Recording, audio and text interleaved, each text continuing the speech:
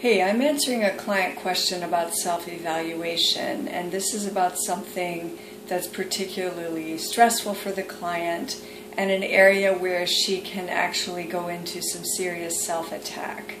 Now, we all know what that's like, so I'd like to address this in a way that invites you to be as kind and gentle with yourself as possible.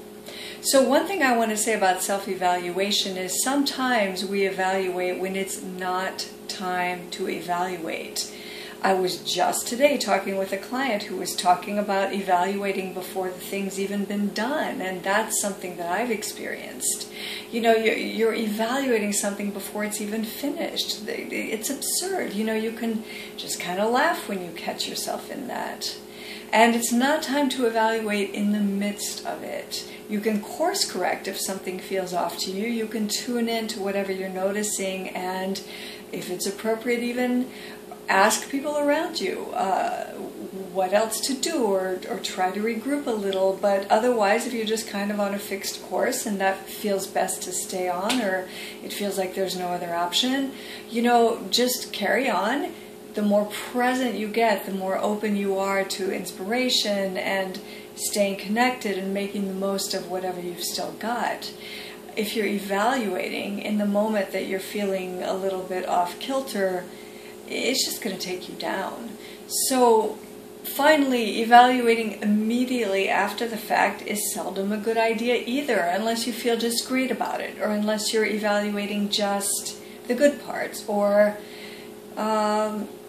I'm sure there are other scenarios, but let's just say that on the whole, don't evaluate right away. And if it's especially a tender or a tricky area, give it a few days, spend that time getting present to the rest of your life. You know, as the thoughts come in that are either accusatory or attacking, or just kind of looking at, well, maybe this part didn't go so bad, you know, just give them a nod and carry on. So when it's time to evaluate, you can actually look in a way that's dispassionate and in a way that isn't carrying your immediate fear or shame or whatever triggers, you know, might have gotten activated. Now, in the immediate aftermath, if you are finding that you're telling yourself horrible things or having scary thoughts, or just even not able to sleep or something because it's just absolutely taking over your mind, I invite you to prioritize soothing yourself. Even just say to yourself, I don't need to figure this out right now, and I'm sure there are things to learn from this, and there are probably things I can figure out about what I'd like to do differently, or what went well and what didn't go so well. Maybe even what I never want to repeat again if I get a vote. But let me just soothe myself, let me calm myself, because ultimately it's okay. Now, if you messed something up so badly that you're about to be fired or be kicked out of your field or whatever, you know, like, you can't stop a train that's going off the tracks, you know, just, oh, you're done with that journey, and there's something else for you. And you can play with Byron Katie's I've Been Spared, and you can consider what you haven't got to, or what you didn't like about that thing you were doing anyway.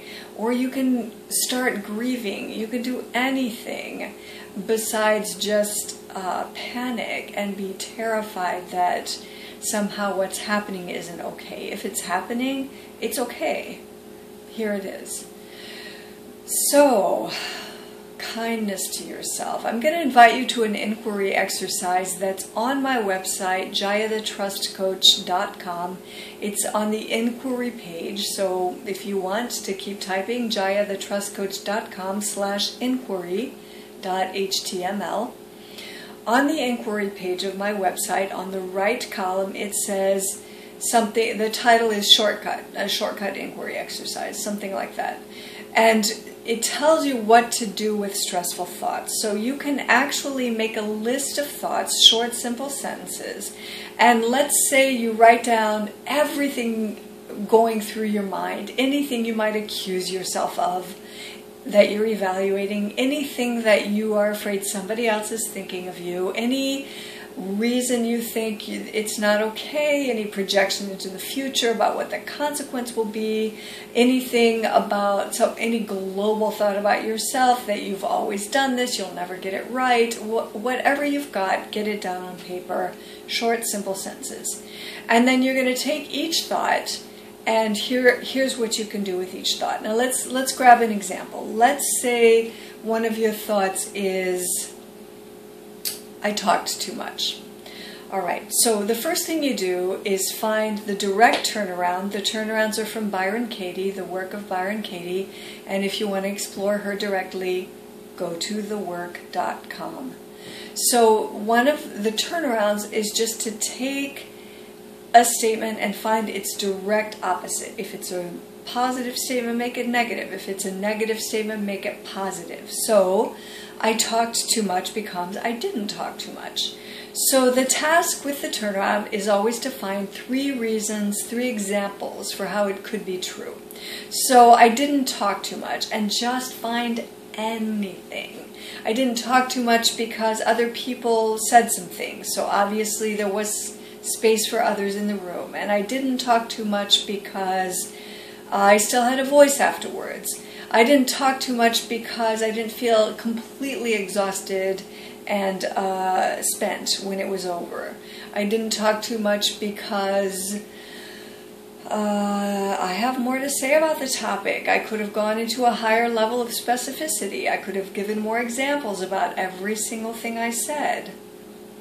I didn't talk too much because it's possible to talk more. I've been in meetings where people have talked too much, or to my mind it felt like they were talking too much, and it was more than I actually just talked. So that's what you want to do. Just find any reason, and don't add a but, or just, just land on a possible example of how it could be true. This is just to help your mind get out of the one lens it's looking through. Go to the other polarity, look over there for a while. And now it doesn't mean that you have to move over there. It doesn't mean that only that part is true and your original thought is completely untrue. It just means that now you maybe have access to the whole story.